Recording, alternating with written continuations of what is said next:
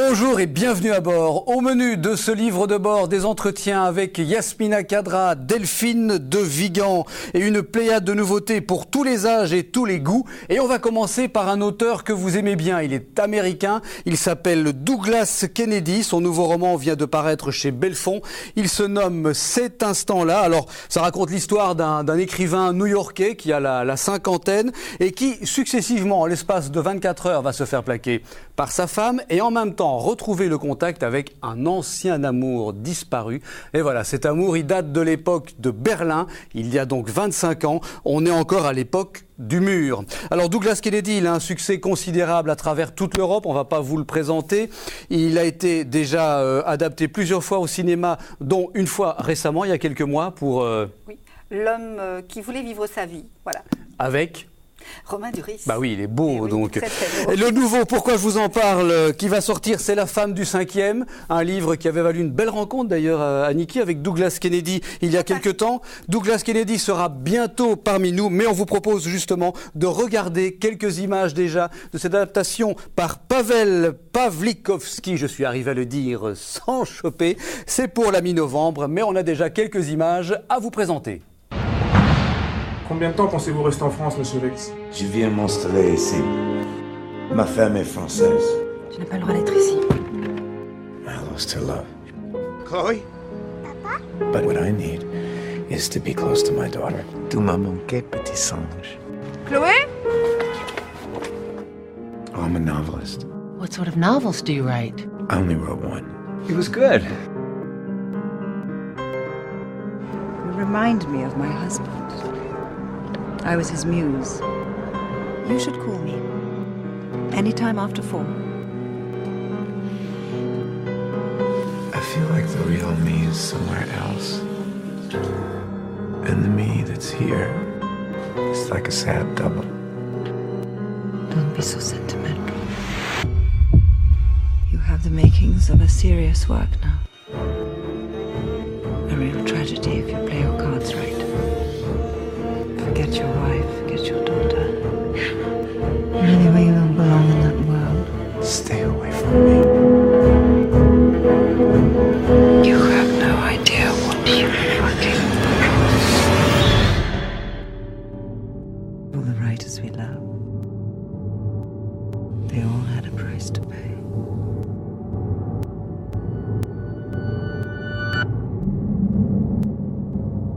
Voilà donc La femme du cinquième bientôt sur vos écrans et chez votre libraire, Cet instant-là, Douglas Kennedy chez Belfond.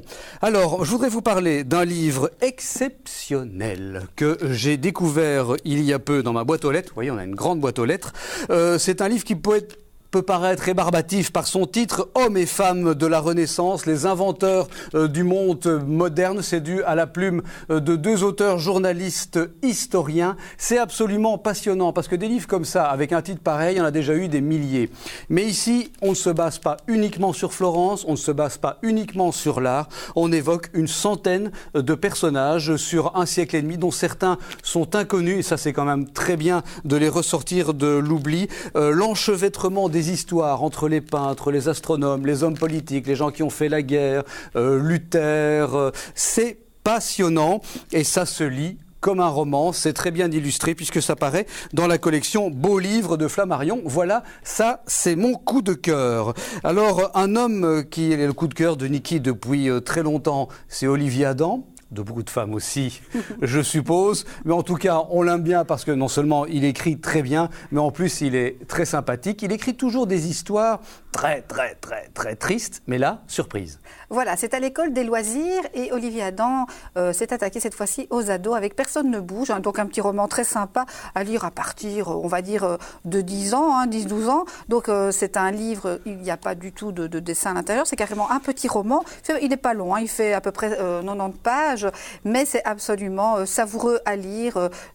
C'est une très belle écriture comme toujours, et c'est un petit peu plus gai que ce qu'il écrit d'habitude. Donc voilà, personne ne bouge, et c'est donc à l'école des loisirs. Alors au rayon ado, et pour une histoire très gaie et souriante, on va vous signaler aussi l'apparition de Momie et compagnie, de quelqu'un qu'on aime beaucoup. C'est un écrivain belge mais qui vit en France, Nicolas Ancion. C'est chez Graine 2, et pour vous prouver que c'est drôle, on va vous offrir quelques secondes de la bande-annonce, car oui, il y a aussi des bandes-annonces pour les livres.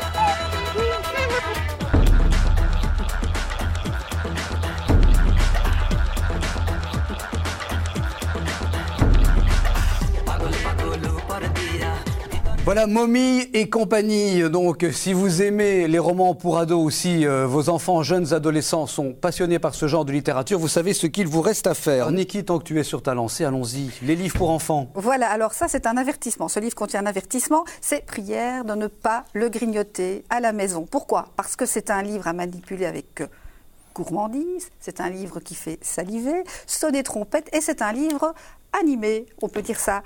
Alors c'est marrant parce que vous avez chaque fois donc des petits pop-up qui sont vraiment extraordinaires. Voilà, une bibliothèque complète de livres, ici on le voit bien à l'écran, et en même temps il y a un truc qui me fait beaucoup rire, qui est ici.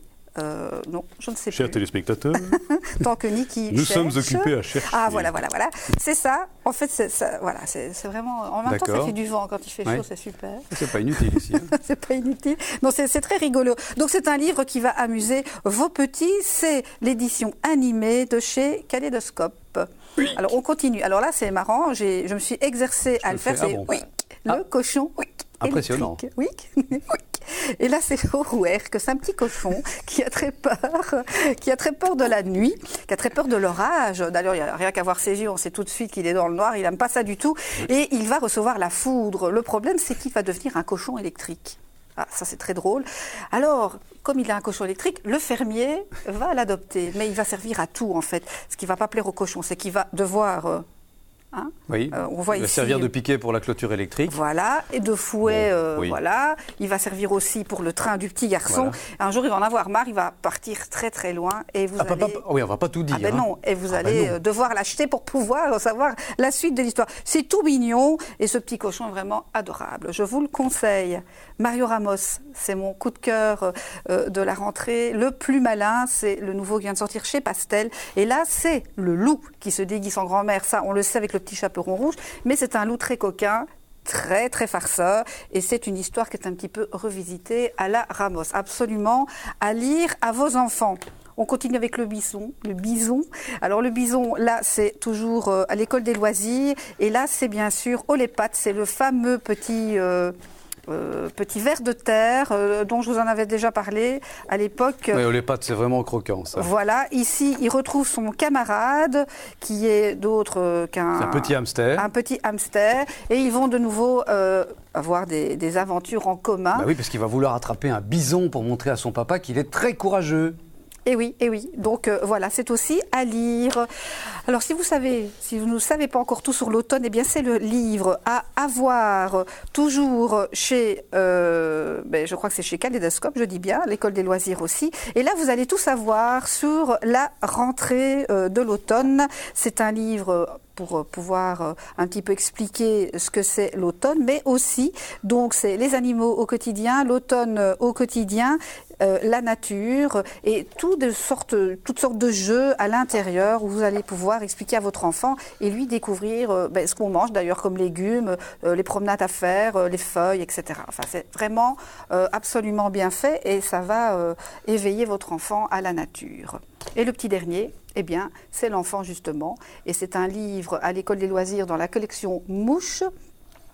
Et là, c'est un livre qu'ils doivent bien sûr lire tout seuls, mais ça va quand même les aider parce qu'il y a des petits dessins à l'intérieur assez rigolos. Le livre est très court, donc c'est à partir de 8 ans, 8-9 ans. Quand ils commencent à lire, c'est très bien de faire comme les grands et d'avoir son propre roman. Stéphane Nollard publie Black Book aux éditions Loramar. Alors Étienne Darc est un écrivain de 40 ans qui décide de s'en aller à la montagne. Enfin, c'est plutôt son éditeur qui le pousse à aller écrire là-bas pour avoir l'inspiration pour écrire une belle histoire sur une starlette des années 70. Une écriture captivante, on rit beaucoup, il y a beaucoup d'émotions, il y a des intrigues. Je vous le conseille vivement.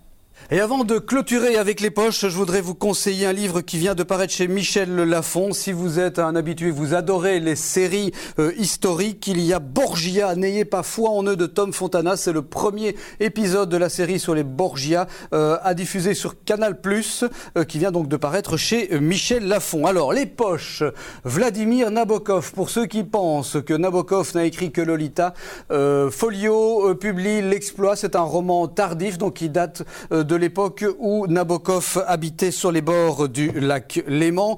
Florence Aubenas avec Le Quai de Ouistreham. Vous avez sûrement entendu parler la saison dernière de ce roman. Enfin non, c'est pas un roman, c'est un reportage, mais publié sous la manière d'un roman parce qu'il fait quand même 300 pages. Florence Aubenas, on va pas la présenter. Les feux de l'actualité ont été suffisamment braqués sur elle, mais là, en tant que journaliste, elle s'est faite engager dans une petite entreprise comme femme de ménage et elle raconte sa triste expérience.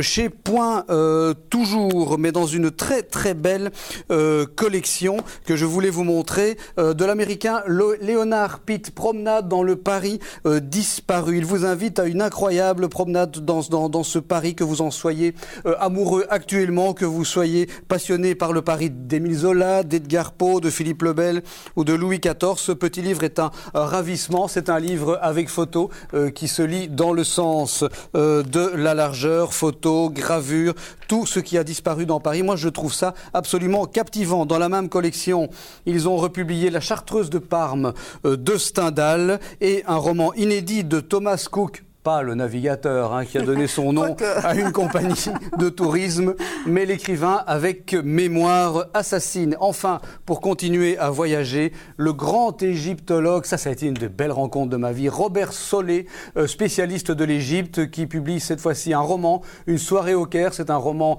nostalgique qui raconte l'histoire d'une riche famille, les derniers instants de cette famille avant de tout vendre et de quitter l'Égypte. Voilà, nous espérons que cette émission vous a permis de trouver de quoi lire de manière tout à fait efficiente, bref, de prendre du plaisir.